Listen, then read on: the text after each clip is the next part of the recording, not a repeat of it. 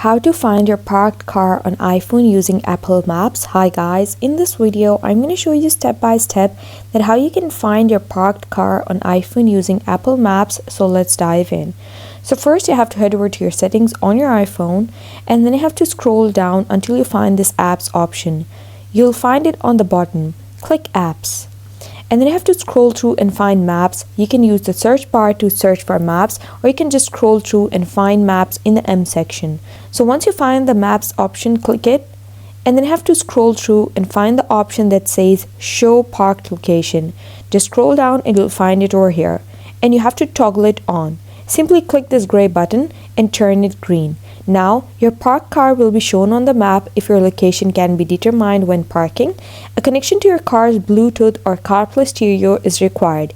Now, you simply have to just turn on the Bluetooth and connect your car's Bluetooth to your phone's Bluetooth, and then you have to go to the maps over here, and you'll be able to see a blue icon or blue dot on the map, and that's where your car is located or parked. And that's how you find your parked car on iPhone using Apple Maps. Thanks for watching.